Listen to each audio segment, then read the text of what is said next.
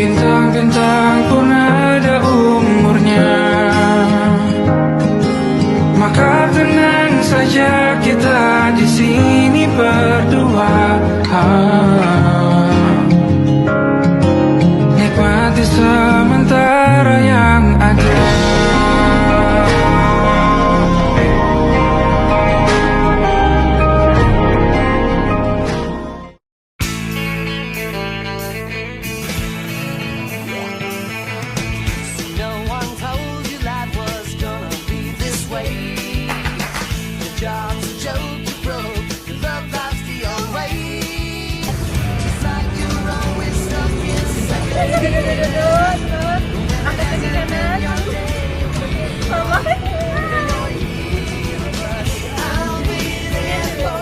Baiklah teman-teman, di sini kita langsung saja masuk ke bab 1 introduksi statistik.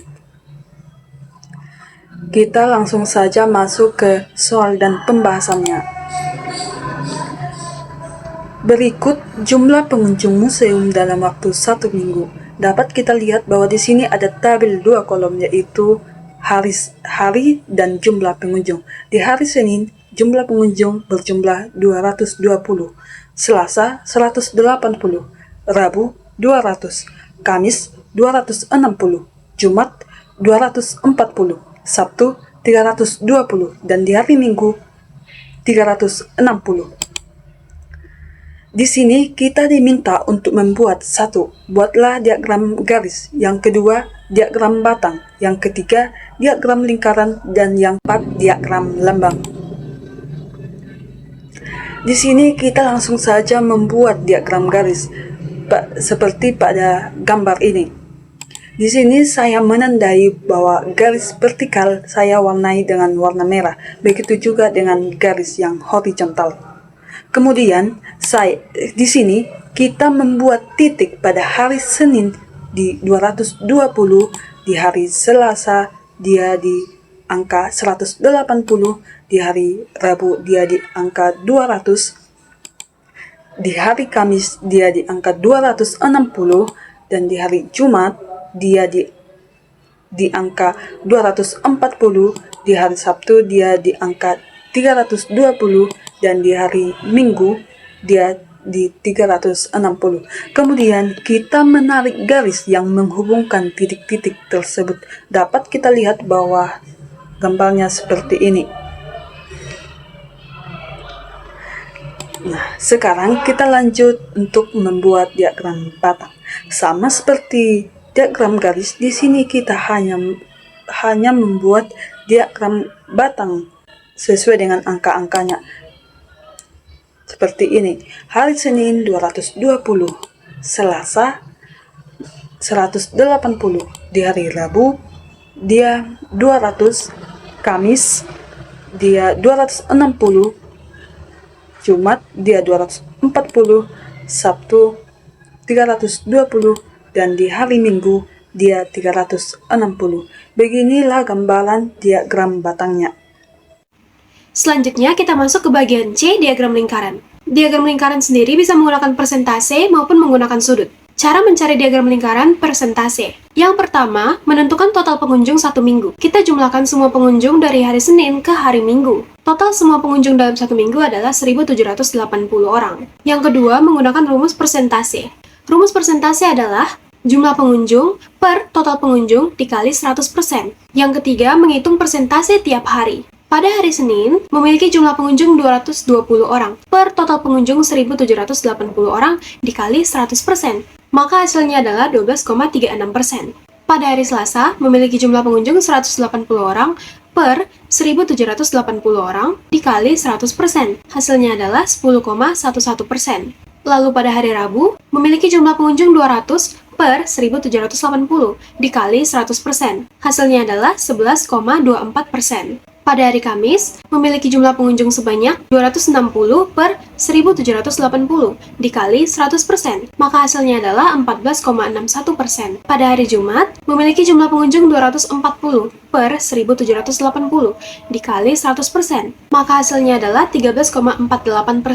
Pada hari Sabtu, memiliki jumlah pengunjung 320 per 1.780 dikali 100%. Hasilnya adalah 17,98%. Dan yang terakhir pada hari Minggu, memiliki jumlah pengunjung 360 per 1780 dikali 100%, maka hasilnya adalah 20,22%. Cara keempat, yaitu cek jumlah persentasenya. Kita jumlahkan semua hasil persentase yang kita dapatkan, dan hasilnya harus tepat 100%. Selanjutnya, kita buat diagram lingkarannya. Pada hari Senin, memiliki jumlah persentase sebanyak 12,36%. Begitu juga pada hari Selasa, memiliki jumlah persentase sebanyak 10,11%. Hari Rabu, memiliki jumlah persentase 11,24%. Kamis, 14,61%. Jumat, 13,48%. Sabtu 17,98%, dan terakhir hari Minggu 20,22%. Selanjutnya kita mencari diagram lingkaran bentuk sudut.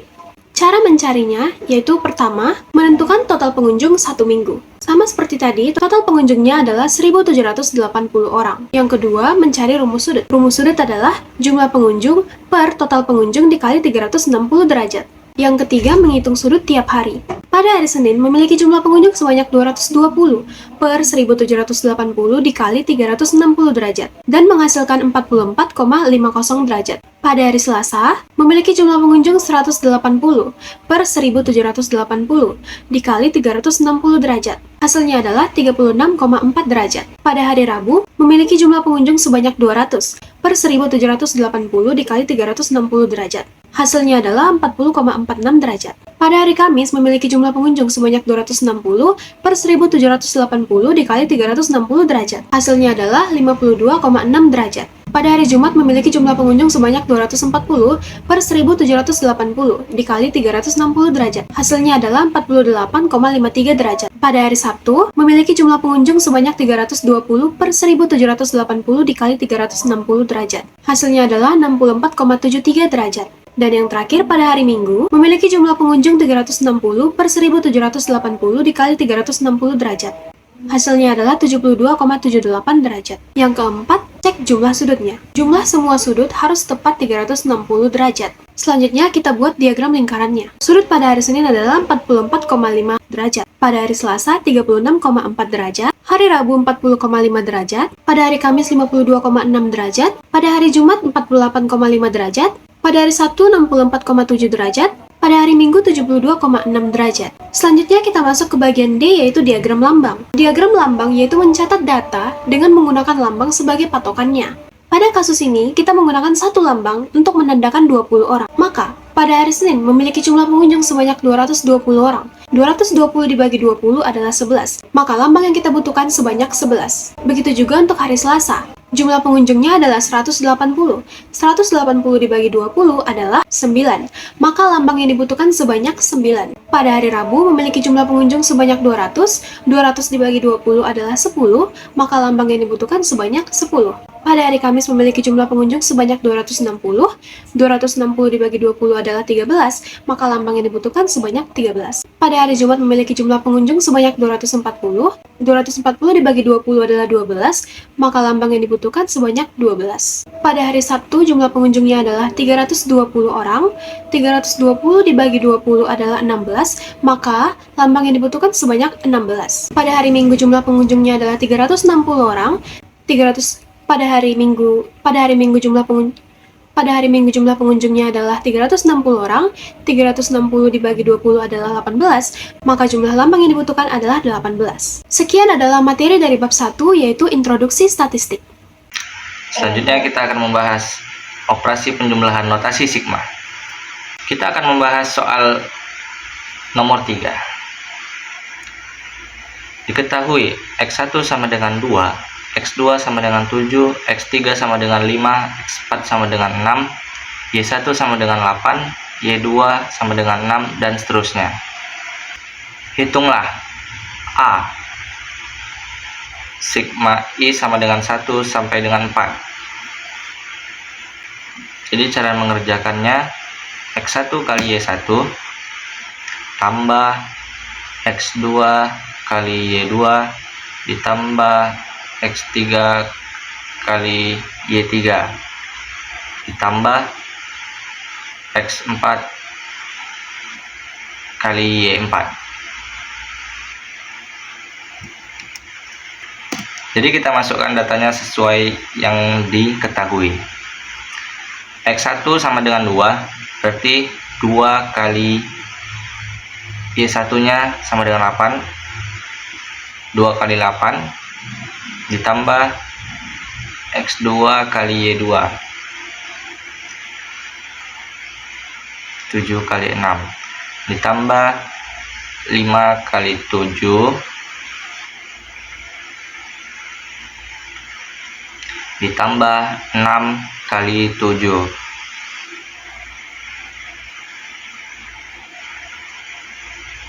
Nah, baru kita jumlahkan, kita totalkan. 2 kali 8 16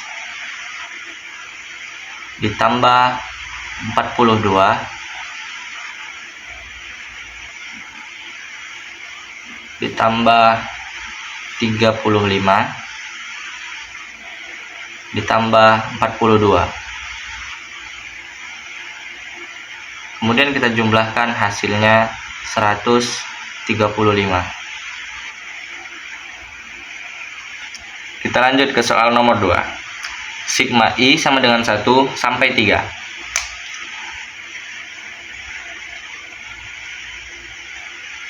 Karena yang dibutuhkan cuma XI, berarti cuma kita buat X1 ditambah X2 ditambah X3.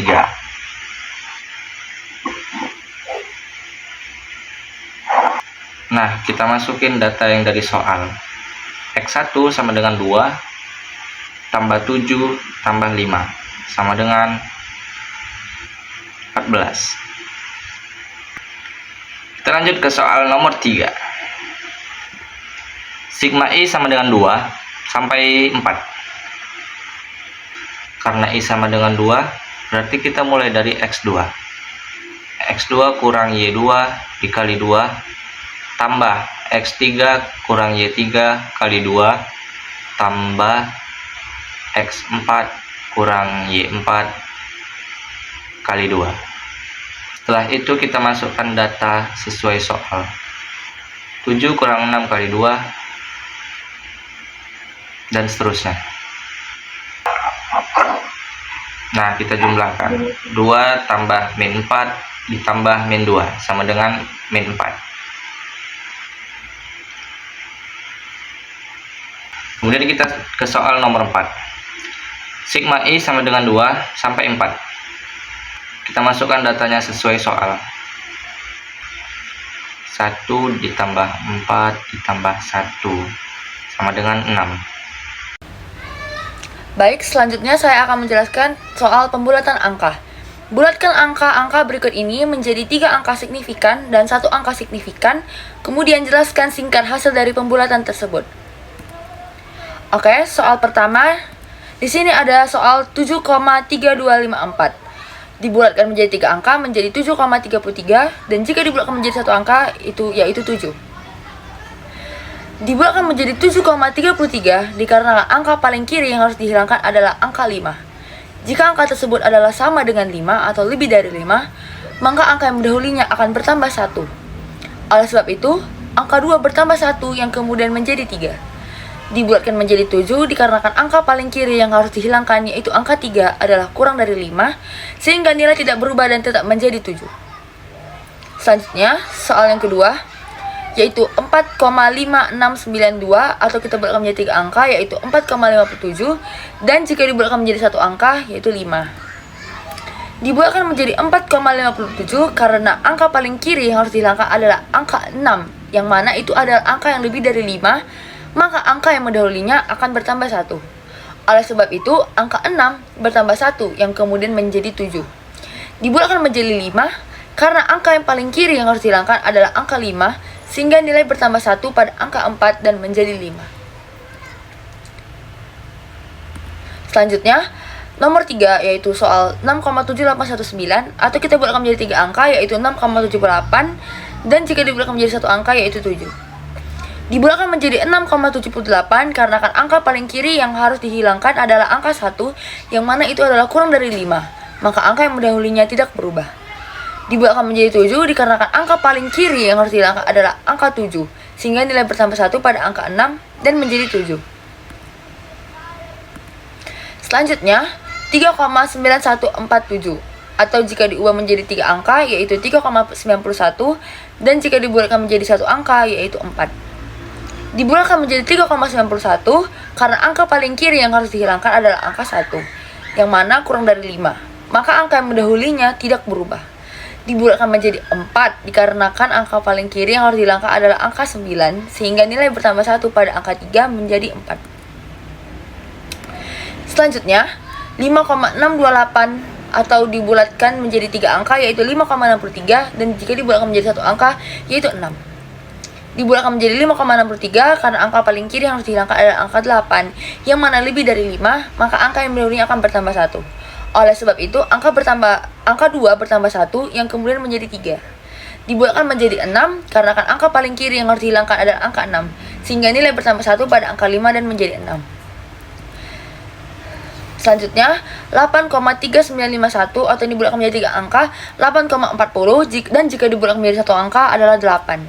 Dibulatkan menjadi 8,40 dikarenakan angka yang paling kiri yang harus dihilangkan adalah angka 5, maka angka yang mendahulinya akan bertambah 1. Oleh sebab itu angka 39 bertambah 1 yang kemudian menjadi 40. Dibulatkan menjadi 8 dikarenakan angka paling kiri yang harus dihilangkan adalah angka 4 sehingga nilai tidak berubah pada angka 8. Oke, sekian presentasi dari pembulatan. Terima kasih. Selanjutnya adalah distribusi frekuensi. Berikut ini disajikan data penjualan produk setiap hari dalam 40 hari terakhir. Pertanyaannya, hitunglah jumlah kelas, B. Hitunglah interval, C. Buatlah ke dalam tabel frekuensi. Hal pertama yang harus kita lakukan adalah mengurutkan datanya terlebih dahulu. Kita harus mengurutkan data dari data terkecil ke data terbesar. Berikut adalah data yang sudah diurutkan. Selanjutnya adalah mencari N. N-nya ada 40. 40 ini kita dapat dari jumlah seluruh data, yaitu 40. Yang kedua yang harus kita lakukan adalah mencari kelas. Kelas dilambangkan dengan K, yang dimana rumus untuk mencari kelas ini adalah 1 ditambah 3,3 log N. Maka 1 ditambah 3,3 log 40 adalah 1 ditambah 5,28, yaitu 6,28 jika kita bulatkan menjadi 6. Yang B adalah mencari interval.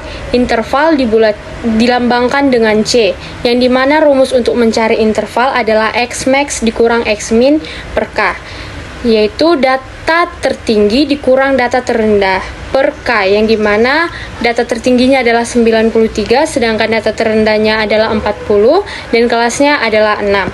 Maka 93 dikurang 40 per 6 adalah 8,83 jika dibulatkan menjadi 9. Yang C adalah membuat tabel distribusi frekuensi. Untuk membuat tabel distribusi frekuensi, kita membuat tabel yang terdiri dari 3 kolom, yaitu kelas, data, dan frekuensi. Tadi kita sudah mendapatkan kelasnya ada 6, sedangkan intervalnya ada 9. Maka pada kelas pertama, datanya yaitu dari angka 40 sampai 48, frekuensinya 9. Kelas kedua, datanya ada 49 sampai 57, frekuensinya ada 5. Kelas ketiga, datanya ada 58 sampai 66, frekuensinya ada 8. Kelas keempat, datanya adalah 67 sampai 75, frekuensinya ada 8. Sedangkan kelas kelima, datanya yaitu 76 sampai 85, frekuensinya ada 2. Kelas ke-6, yaitu datanya ada 86 sampai 94, frekuensinya ada 8. Maka total dari seluruh frekuensinya adalah 40. Baik, terima kasih. Selanjutnya akan dijelaskan oleh teman saya. Selanjutnya kita akan membahas soal di mana ada tertera 28 item ATK dalam Rp1.000. Nah, soal ini masih dalam bentuk acak. Lalu, kita disuruh untuk mengubah data tersebut ke dalam tabel distribusi frekuensi dan frekuensi relatif serta kumulatif. Lalu menggambarkan 3 jenis grafik distribusi frekuensinya. Pertama-tama, kita mengurutkan data dari soal. Nah, ini adalah data yang sudah terurut, di mana data kecil adalah 17 dan data terbesar adalah 36. Dan jumlah data yang kita miliki adalah 28. Kita pertama-tama mencari kelas seperti yang sudah dijelaskan sebelumnya dengan rumus 1 tambah 3,3 log N. Lalu kita mendapatkan hasil 5,7, kita bulatkan menjadi 5. Setelah itu kita mencari intervalnya, yaitu mengurangkan data terbesar dengan data terkecil dibagi dengan kelas. Nah, yaitu 36 kurang 17 dibagi 5.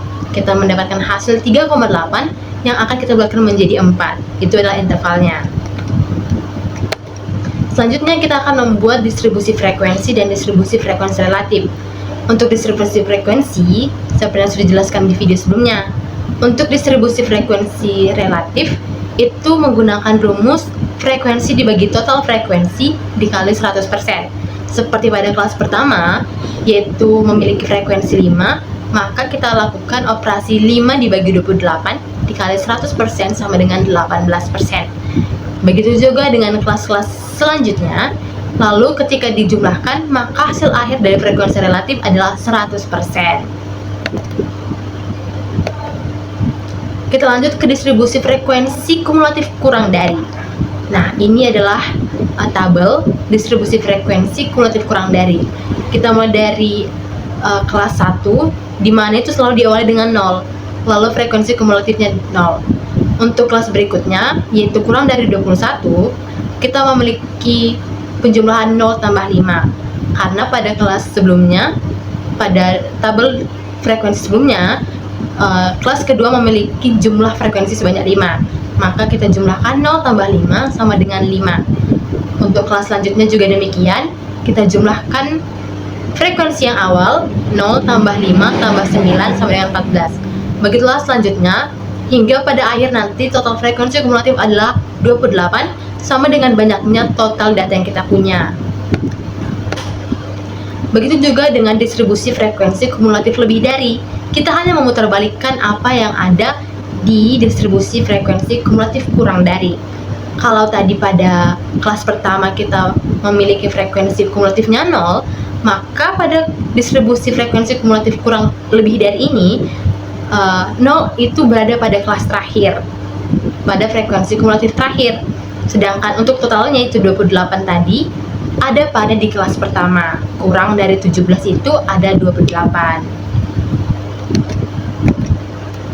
Nah, bagaimana menggambarkan histogramnya? Ini adalah histogram dari data kita sebelumnya, di mana untuk kelas 17 sampai 20 kita memiliki frekuensi 5. Maka kita buat grafik diagram batang itu ada pada di titik 5. Untuk kelas 21 sampai 24 juga memiliki frekuensi 9. Maka dari situ grafik diagram itu berada di garis 9. Begitu juga dengan data kelas-kelas selanjutnya hingga menghasilkan data histogram sebagai berikut. Kita lanjut ke grafik OGIF, di mana grafik OGIF itu adalah grafik yang memuat data dari kurang dari serta lebih dari seperti di tabel yang kita sudah pelajari sebelumnya. Nah, itu ada keterangan untuk yang berwarna hijau lebih muda, itu adalah grafik untuk distribusi kumulatif kurang dari. Sedangkan untuk yang grafik berwarna hijau tua adalah data grafik lebih dari. Nah, bisa diperhatikan untuk grafik OGIF ini akan ada titik temu antara data kurang dari dan lebih dari, seperti pada gambar. Mereka bersilang namun tetap bertemu pada satu titik di tengahnya. Nah, bisa diperhatikan ya teman-teman. Kita lanjut ke grafik poligon. Untuk grafik poligon ini hanya ada satu garis, tidak seperti grafik OGIF sebelumnya yang memiliki dua garis berbeda. Nah, untuk grafik poligon ini sama halnya dengan grafik sebelumnya. Ini adalah dimana satu grafik, misalnya pada kelas pertama ada pada di frekuensi 5 dan kelas kedua pada frekuensi 9. Berbeda dengan diagram sebelumnya, diagram batang pada histogram, ini dihubungkan oleh satu garis yang terhubung dan tidak terpisah seperti pada diagram histogram. Jadi teman-teman bisa perhatikan perbedaan dari histogram, OGIF, dan juga poligon.